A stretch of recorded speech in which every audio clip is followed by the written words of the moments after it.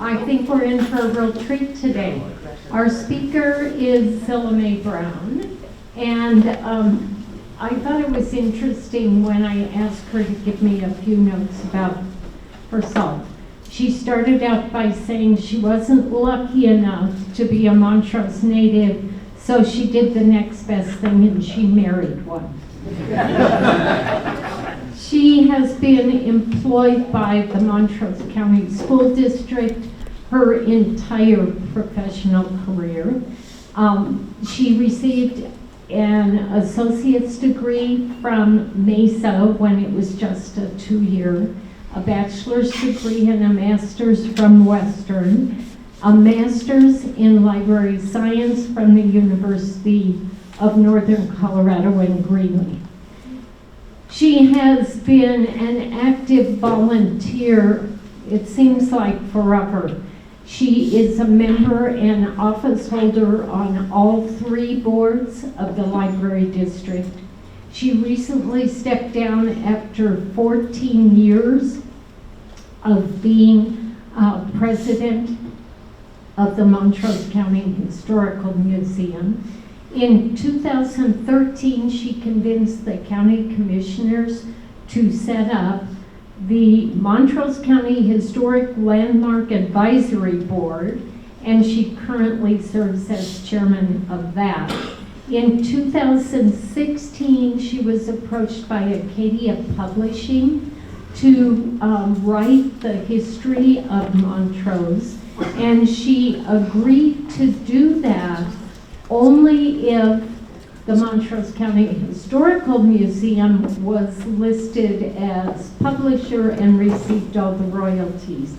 So her book, I'll give her a little plug, is available at the Historical Museum, the Visitor Center, and elsewhere throughout the county.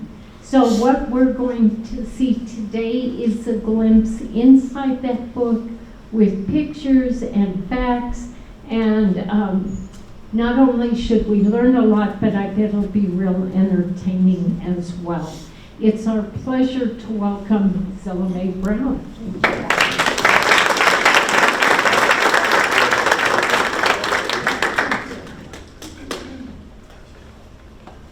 When I told Kathy I'd do this, I told her I have a PowerPoint that runs an hour and a half. And she said, oh no. So some of this I'm going to whip through rather fast, so that if you have questions later, I'll try to answer them. So shall we begin? If I can figure out how. Can everyone hear? Can you hear me? Yeah. That's my school teacher voice. Okay. This area is well known for indigenous people long before the Utes came, and they left their markings. Some are available to us close by in Chavanaugh Valley. If you want to view those, you need to make arrangements through the Ute Museum. They will take care of your visitation at that site. Early on, the government decided to move the Utes out of the upper New Mexico area, Taos, Santa Fe, and the San Luis Valley. But the problem is the Utes did not have a single band. They had several. So our federal government, in their wisdom, selected one for them. And they chose Uray as their chief. He was chosen for several reasons. 1, he could speak Spanish. 2, he had a little bit of English. 3, he had a small amount of education. And 4th, I believe, was the main reason, he witnessed the army removing the Navajo when they caused them to take that long walk. So he was aware of the power of the United States government.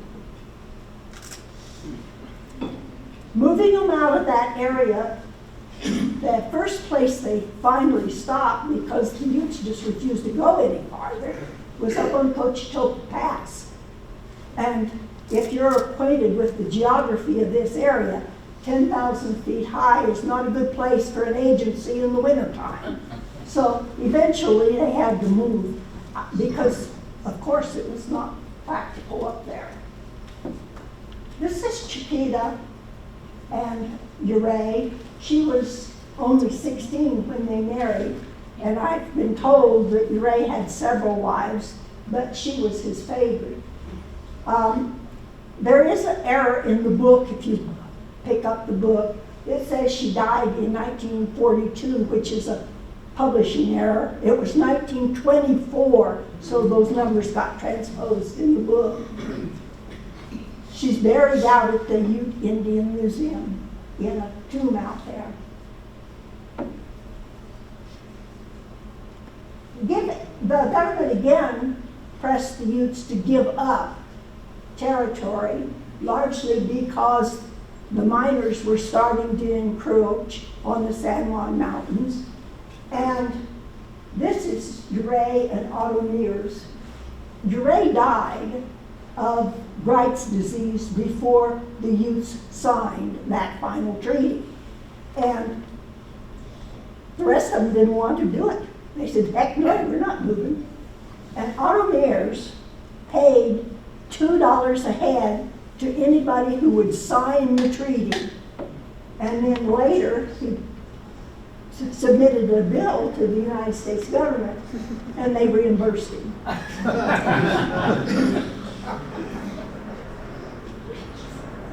After the Utes were moved, the local area insisted that the army that moved them had to stay for protection because we're afraid of Ute attacks here. So eventually, the cantonment on the Uncompahgre was established. Later, it became Fort Crawford, and when you move south on Highway 550, you'll see the sign for old Fort Crawford location. There's nothing left there now of it. And this is what made Montrose last, the railroad. The DNRG built rail, narrow gauge, into Montrose through the Black Canyon.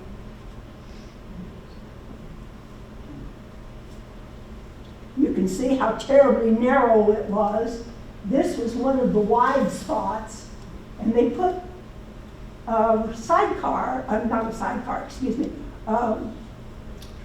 freight car there, put bunks in it, and some benches, and that's where the workmen lived, down in the canyon while in the process of building this. So they didn't have to ride all the way from Gunnison down.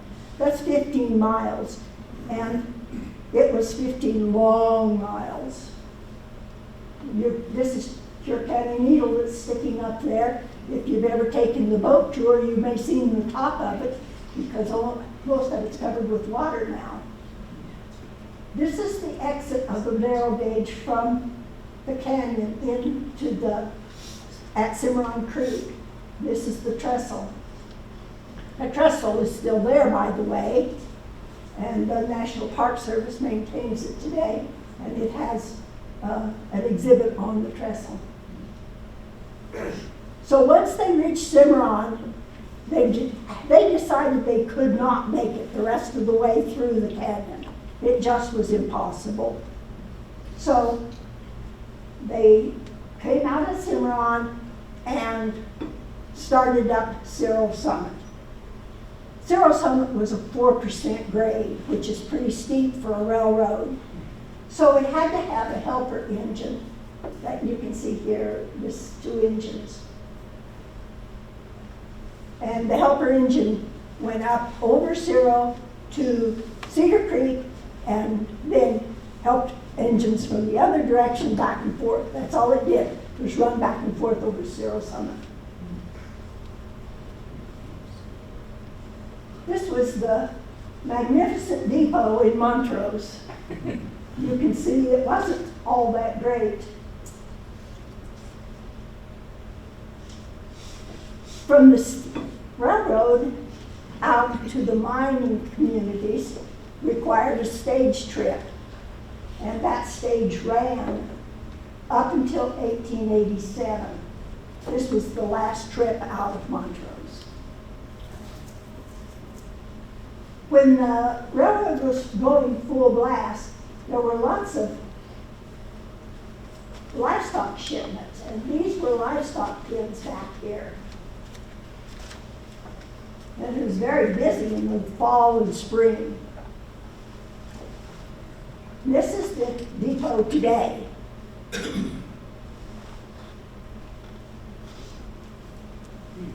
Train travel was popular, and I'll show you why later, but you can see with the crowd that it was a thing. It was a big deal when the train came to town. This was the old, whoops, I can work my buttons here. I don't know where I am. I'm sorry, I was going to show you something, but I don't guess I will. We'll move on. Montrose was established as a town by these two gentlemen and a few others. The gentleman on the far is O.D. Lotzenheiser. He came to Montrose with a prospecting party, and one of his fellow prospectors was one you may have heard of, Alfred Packer. They came in the fall, and the Ute Indians told them, you cannot make it through over the mountains in the wintertime. So Lotzenheiser stayed here in the valley with the Utes. And some of the other party went on, and we all know what happened to them. The other gentleman is Joseph Seeley. He came to Montrose intentionally to locate a town, and he did so. He served as the county clerk for a number of years. Okay, this was a business that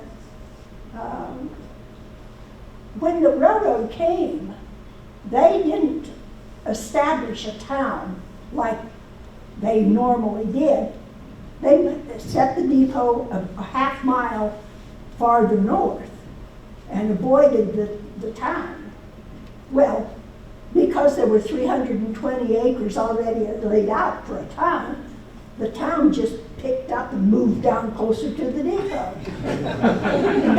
They actually moved the buildings. They put them on rollers, on, I'm assuming, logs, pulled them with a team of horses and put them in a new place. This was not our home. This was the Lot Hotel. Lotzenheiser had built a hotel, and Sanderson stage made daily trips from the Lot Hotel. The interior of the hotel is kind of interesting. The base in the first floor was a bar and gambling tables. Perfect. The upstairs, for the rooms, they were divided off by canvas hanging from the ceiling to make rooms. So very modern. Oh, wow, let's go back to that. Whoops. I can't go back, it seems like. There. This building right here stood in Montrose for a very, very long time. Those of you that have lived here a while may remember it as the Western Colorado Power Office's later time. This building is the Willrup House, and it's been claimed as the first building in Montrose, but that's not accurate. However, it's a good example of how homes were built. Notice that these logs were palisade, small, narrow uprights. These were made later. They were a little bit thicker, so they were laid horizontally in the gap filled with mud. Okay. You use what you have. This is the corner of Main and Cascade. This is the Buddy and Deal freight line. This white thing right here is the city wells. So perfect place for a freight outfit to water all their horses and oxen and other people in the community. Notice that the ground is all dirt and probably smelled just like a corral.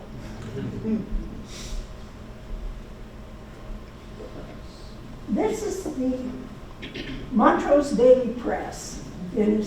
At the time it was purchased, a paper already existed here in Montrose, the Montrose Messenger, and Adams came in and he purchased it and then ran it as a weekly for a while, but then later started publishing the daily.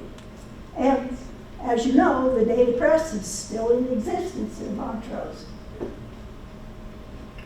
This is Anna Fender's hospital. This was located where the courthouse parking lot is today. This was a big 11-room house that she and her husband bought for that purpose. Both of them were nurses. And he died in the influenza epidemic shortly after they purchased the house. But she continued and operated it as a hospital until Montrose Memorial was built in the 40s. It's said that she had delivered at least 5,000 babies, and I know my husband was one of them.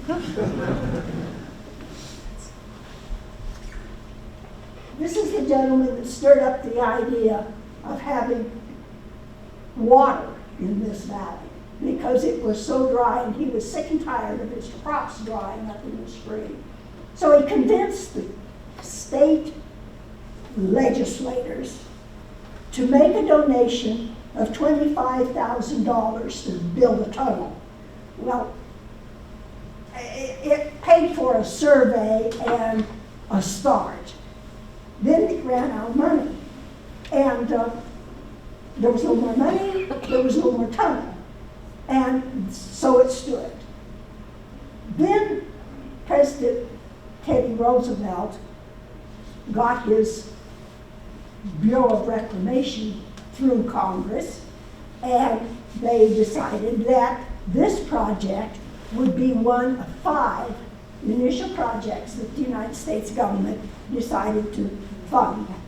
So they sent one of their surveyors to survey, and then down in the bottom of the Gunnison Canyon, they were looking for a place to build a tunnel. Because there's places in that canyon that have absolutely no bank. You couldn't walk alongside the river, so they had to cross back and forth just to get downstream. And so they loaded their equipment on airbags and swam across the river and unloaded them on the other side. The Gunnison River is a cold river. Because it's snow melt. And if you've ever been in cold snow melt rivers, you know they really suffered doing this survey. In case you can't see it, this is a man. And he's surveying, and this is down in the canyon. So you had to be a climber, you had to be tough, and you had to have lots of stamina. So the tunnel was located, and digging began. How am I doing? And this is the portal that is close to the turnoff to the Black Canyon Monument. The town of Luan, back here in the background, was the headquarters. And there was a power plant. And the reason it was sited there was because it was right along the railroad track, hauling the coal for the power plant and to haul in the equipment, etc. These buildings are the living quarters at Luana. It was rough lumber covered with tar paper. That way the wind didn't blow through quite so freely. These are the barracks for the men. They all lived in the same structure. There were individual structures for families. This is the town at the other end of the tunnel, down in the canyon. This is the river portal.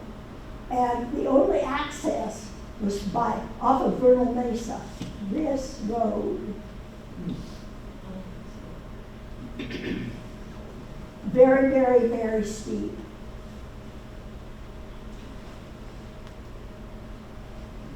As the tunnel was built, the digging and the debris from digging was brought out and cribbed up, see the cribbing here, and created more surface at the base of that mountainside to build more structures.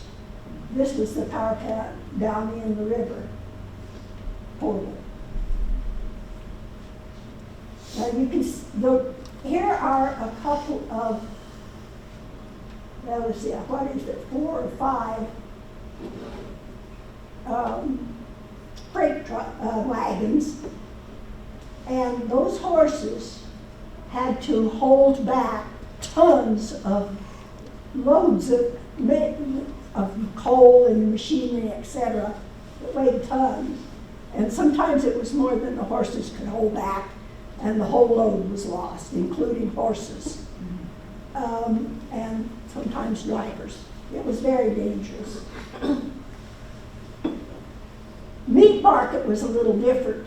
The meat market down in the canyon, they came in on hoof and then slaughtered as needed. So that was simpler than hauling in.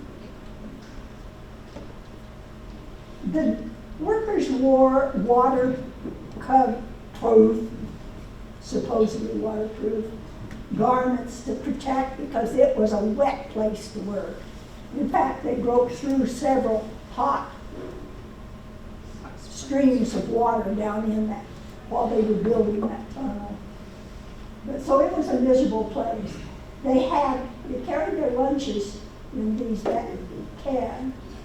We have one on display at the museum.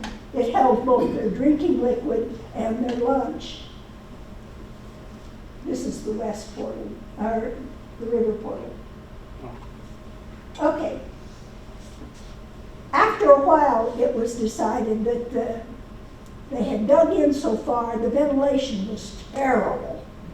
So they had to provide ventilation, and they drilled a shaft down from above, which gave them 4 facings to work. One at the river, one at Luana, and then 2 from the ventilation shaft. The problem with that is all of the debris they dug loose had to be lifted out. So although it helped, it didn't automatically make it an easy job. Yeah. I don't get off of this quick enough, I guess. Inside the tunnel, there was electricity from the power plants, but the electricity didn't go all the way to the face. The actual working face was still dark. So, a candle stuck in a little holder, this gentleman's holding right here, provided the light. And so imagine this, if you will, a piece of drill steel being held by one man while another hits it with a sledgehammer by candlelight. Would you volunteer to be the whole steel holder? I don't think I would. And you see how wet it was down This was the celebration. Montrose really celebrated when that tunnel was completed. The tunnel is 5 and 8/10 miles in length. It was the largest in the world at that time. It was a major accomplishment. And it was a big celebration when it happened. The president was here, William Howard Taft, came to open the tunnel officially.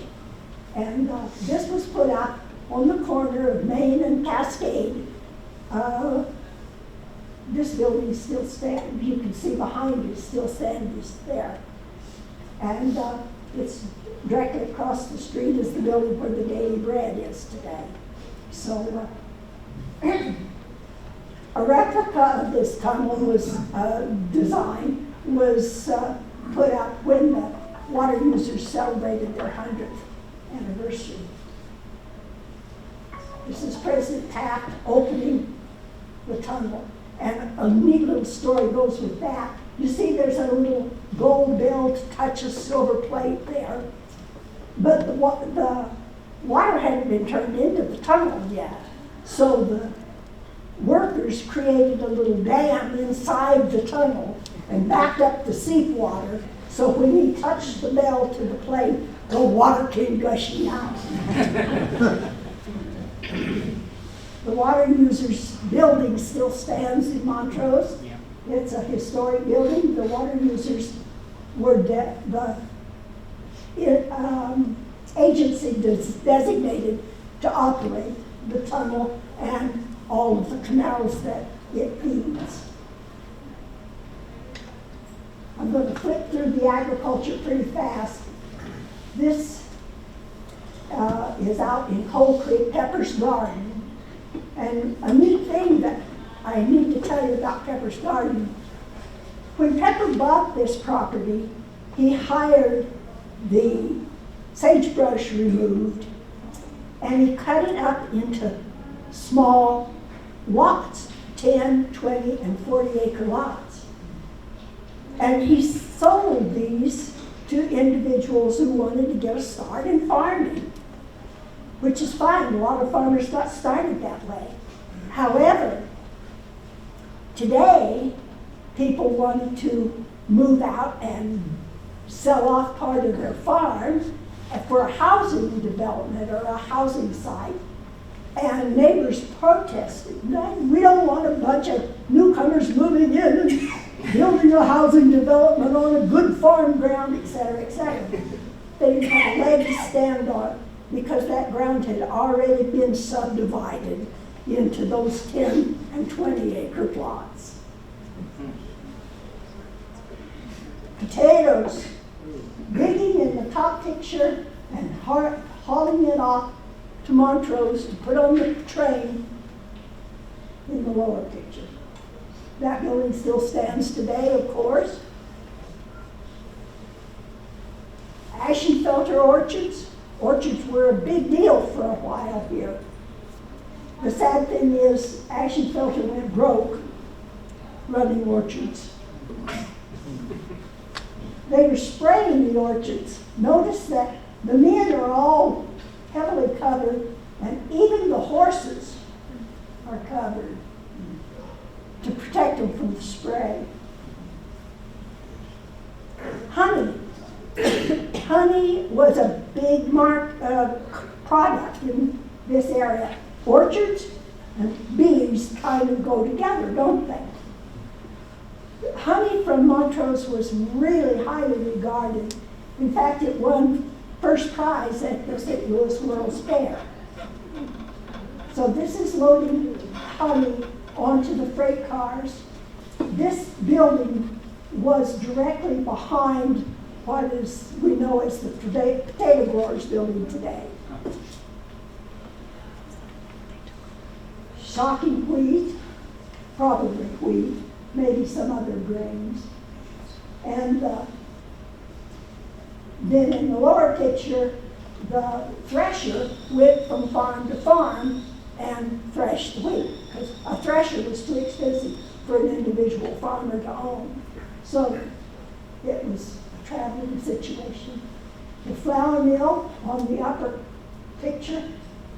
Montrose has had 3 different flour mills that I know of, and all of them burned. Flour dust is extremely explosive, and fire in flour mills is not unusual.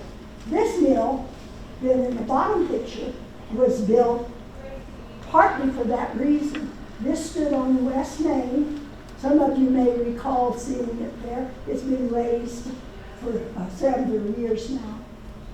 This is sugar beets on their way to Delta, to the sugar plant. Sugar beets were loaded into those rail cars through a dump.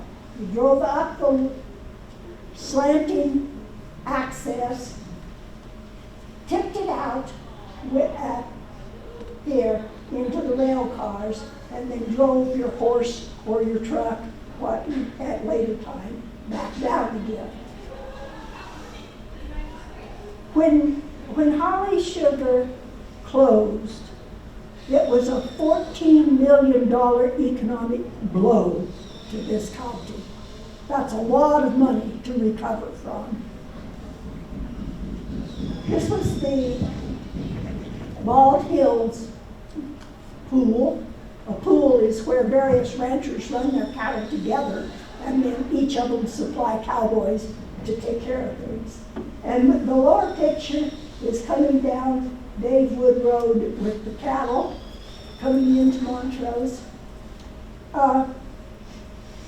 The cowboys would try to keep the cows out of people's yards, but Colorado was an agricultural state for many years, and trailing livestock was perfectly legal and still is, because Colorado is an open range state. You don't see much of it anymore because the traffic is so heavy. It's not safe for the animals, not because of the traffic consideration. And same thing with sheep. Sheep came into this area shortly after the cattle. And one of the reasons was because there was free grass. You could pasture your animals wherever you were tough enough to do it. And there were some sheep and cattle wars here. And the line was drawn so that sheep were supposed to stay north of the Gunnison River, and the cattle were supposed to stay south. That didn't work very well. This is Montrose.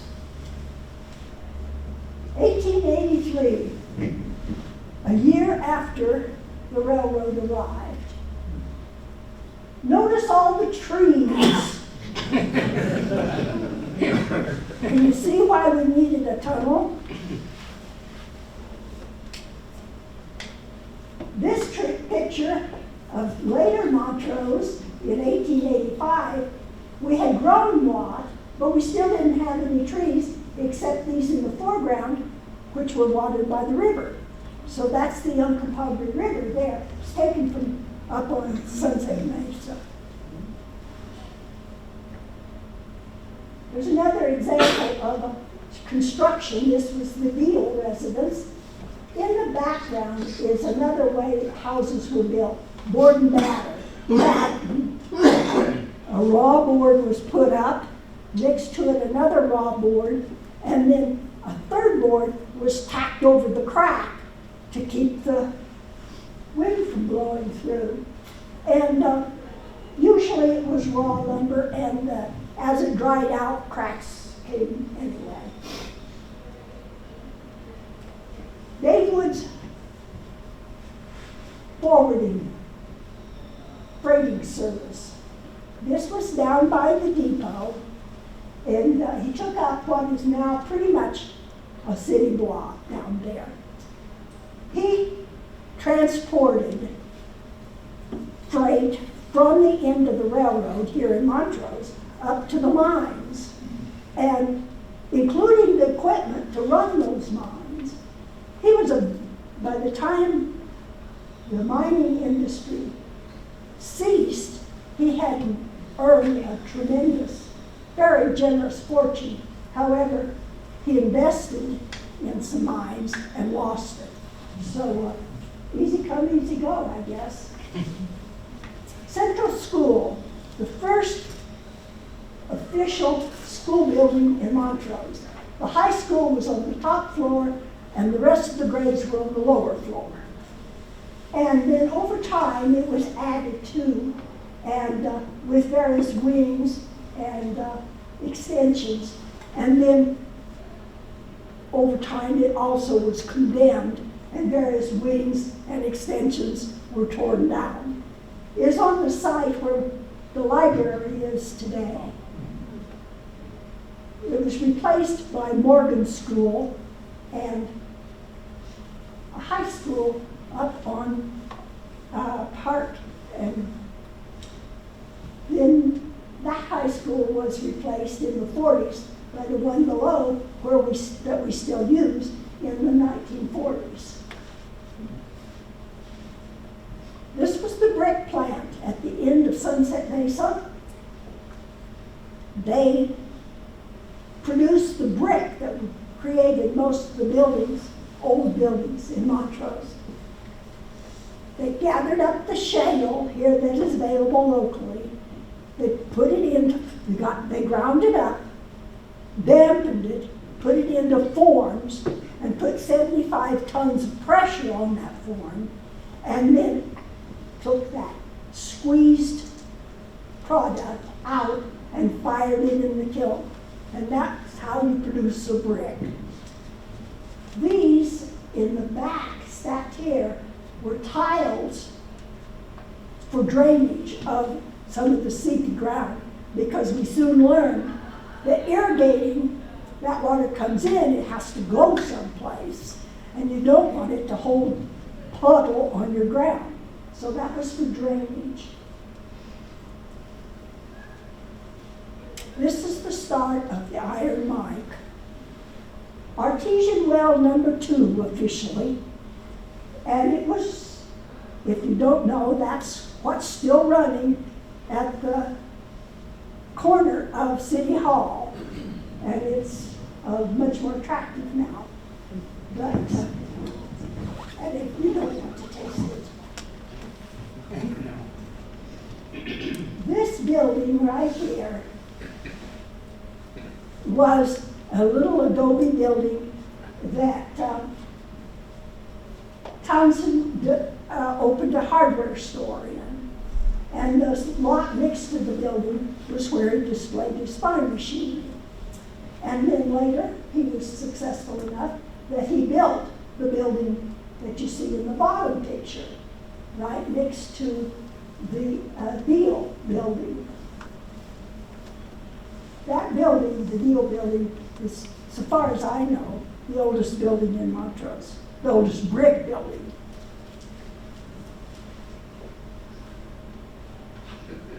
There's some more Main Street buildings. Montrose National Bank later went bankrupt. First National Bank, where Wells Fargo was until just recently, on the corner of Main and Cascade. And this is a 1914 picture. It was taken because Wells Fargo was very proud of installing a hitching rack along Cascade for the convenience of their customers. Main Street, Montrose. This was the power plant. It still stands today. And the people who own that building, and Montrose Music is in that building, will tell you that coal dust still sifts down out of the roof or out of the attic in that building. Notice that there's no post office showing. The post office was later built right back in this corner back here. We know that this was before 1908 because this building on this corner, Main and Townsend, was only one story at that time.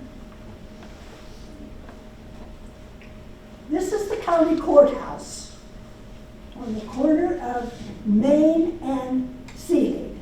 Joseph Seelig owned this building. He built it for a roller skating rink. And there was plenty of room for the county offices in the front part of the building.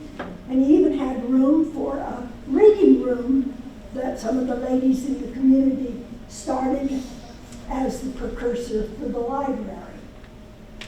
This building served as Montrose County courthouse for years, until 1930s.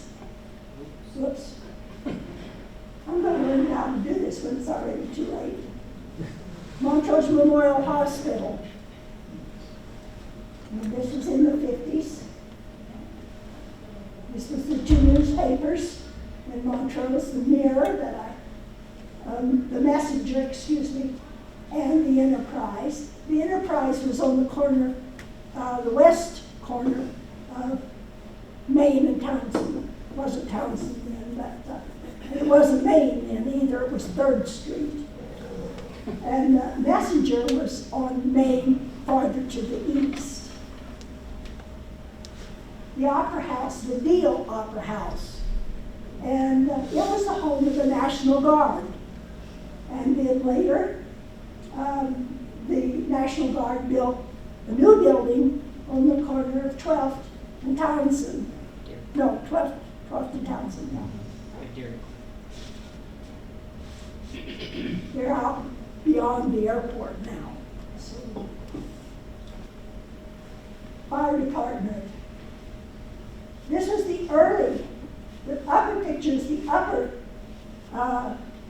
location. The garage there was the place where the horses and the fire wagon were stored. And then, of course, they built the brand new building down on Compagre, on the alley behind City Hall, which is today converted into part of City Hall, and the fire department is up on 5th Street.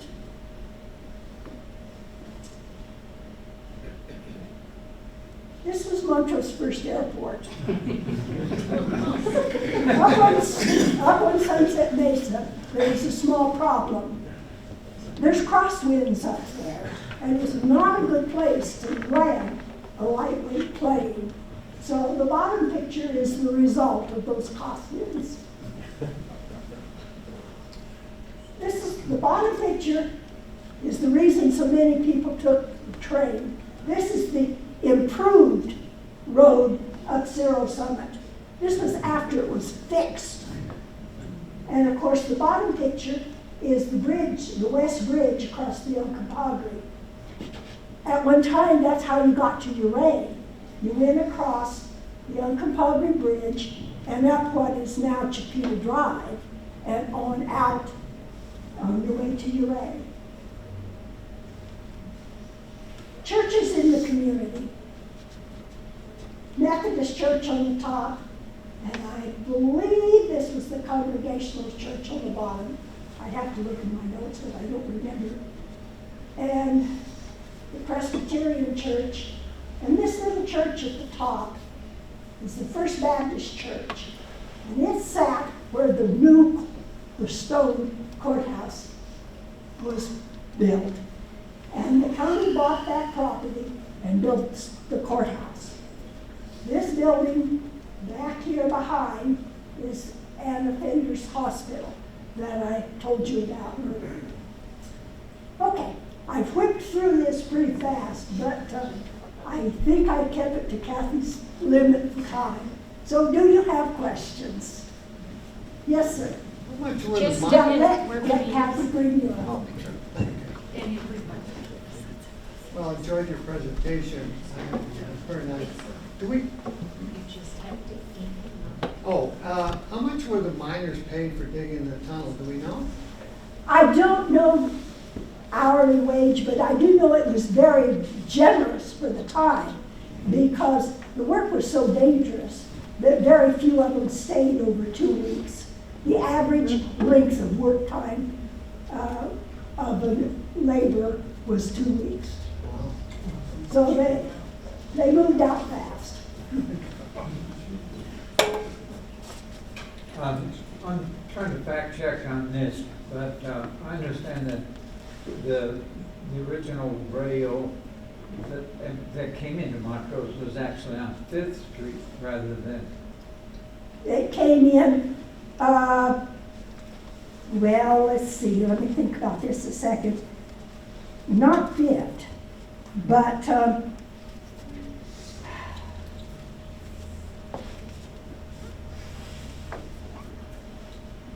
you know where the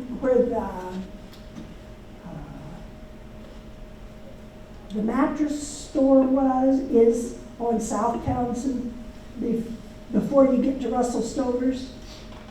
It came in from the north, from the east, and made a curve there.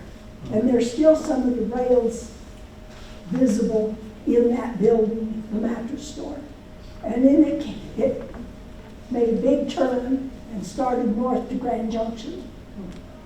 So, those, and I did not tell you that in rush of time, but those narrow gauge rails were later replaced from Grand Junction to Montrose with the standard gauge.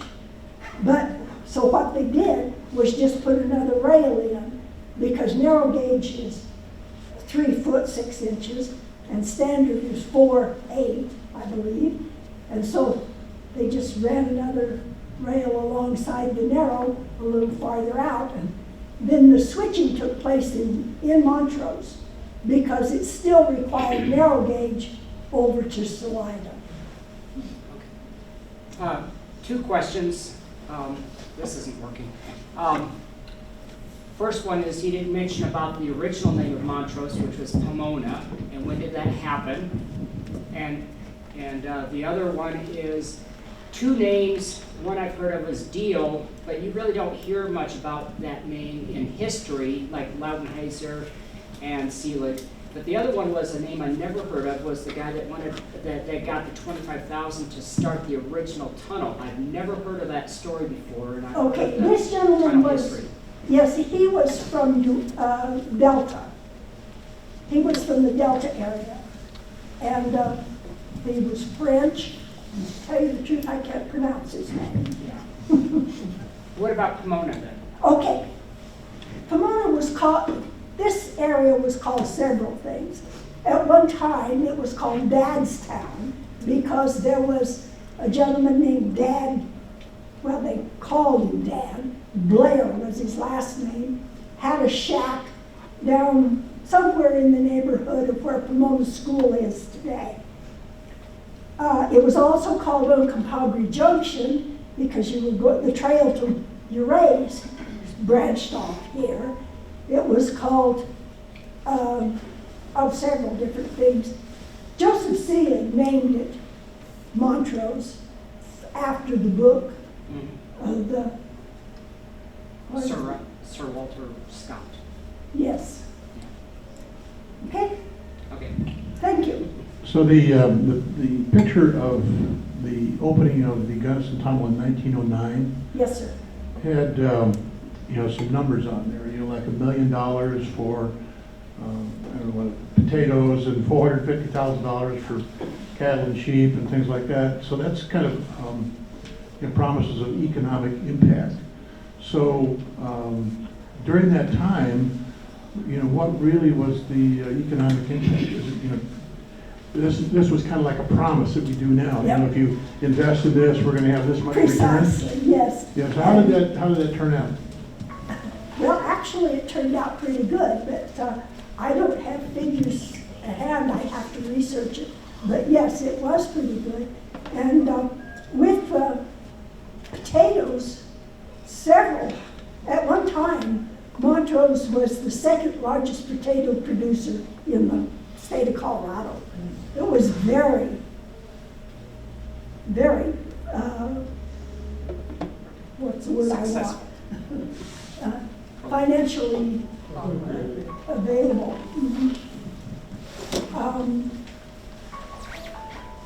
Other questions?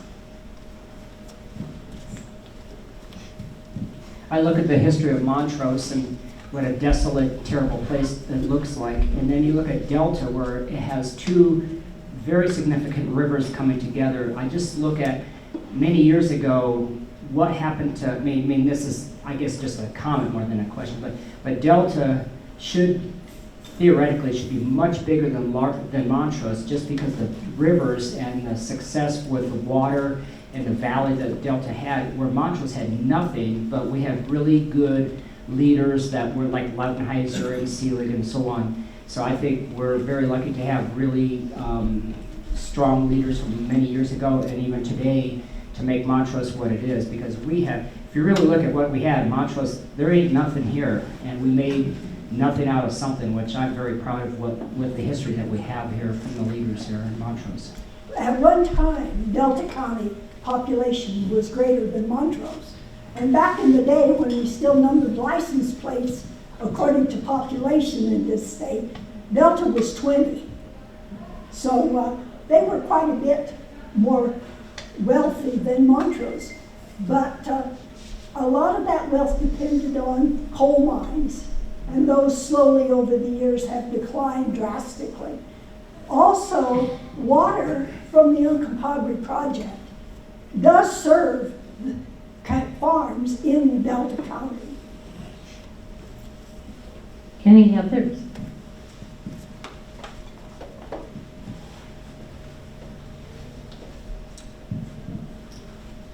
I'm interested in, after the tunnel was delivering water, when was the distribution system developed with the water users, and how did the water get out through the valley then? Okay, at the time the tunnel was completed, a number of those canals were already built in anticipation, but some were existing canals taking water out of the Uncompahgre. And that's part of the reason that the tunnel was built, because the Uncompahgre just didn't have that much water to support agriculture in an area as large as this. A couple of the old canals that came out of the Uncompahgre that were later used, redesigned and used by the water users was the M&D, which is probably the biggest canal in the water system, and it stands for Montrose Delta Canal. It delivers water from up just past Uncompahgre, right in that Uncompahgre area, comes out of the river and delivers all over Spring Creek Mesa and back on down into Delta. The second canal that you may be familiar with that came out of the Uncompahgre was Lutzenheiser Canal. He started the Lutzenheiser Canal to water his farm, which is currently the Lutzenheiser edition of Montrose. In the Pepper Tree area and out by Cedar Cemetery, the Lutzenheiser Canal runs in that area. It comes out of the Uncompahgre quite a bit south. And he had a hard time getting water across Cedar Creek and across a couple of the arroyos. So it wasn't an easy job. And then when the water users took over, of course, they improved all of that. Do you know when the water users took over? Shortly after the tunnel was completed, because they were established the year after. So the government, in their wisdom, made arrangements for that water. And as you probably have heard, the Mark Twain quote, "Whiskey is for drinking and water is for fighting." There were a lot of fights over water in this area early. In fact, there were some deaths. People killed each other over water. So The government was smart enough to arrange for the distribution. Any other questions?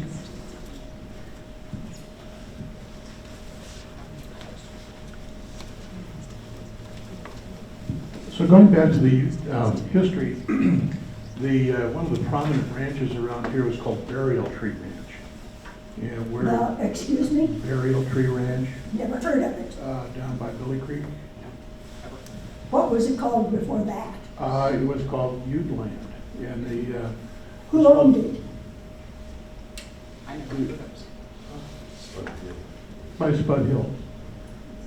Goes in Ridgeway. Downstream of the dam. Never heard of it. So anyway, getting back to the land that the Utes had, they used to bury their dead. They didn't bury them; they put them up in above ground structures and things like that. So when the Utes left, I mean, there must have been some kind of how did they deal with the loss of the area where their loved ones had been interred? You know, The Ute Indians do not look upon burials the way we do. They do not preserve a grave, except for the fact that there may be things buried with that body that they want to protect. But as far as the body itself, there's no problem. In fact, Chiquita, when she died in Utah at the Unita Reservation out there. And she was buried by some of her family. This was common. She was buried in the side of an arroyo, just dug out the sand and put the body in there and threw it back in, and that was it. And then when the people in Montrose decided that they were going to recognize Queen Chipeta, they had to get somebody to find the grave for them, and they opened that up and put her in a coffin and then brought it to Montrose. So burial wasn't a thing with the Utes. It was not uncommon just to put a body in a rocky crevice and throw some rocks and brushing over it to keep the animals from attacking it. It wasn't a thing. Wow, that's a lot of information.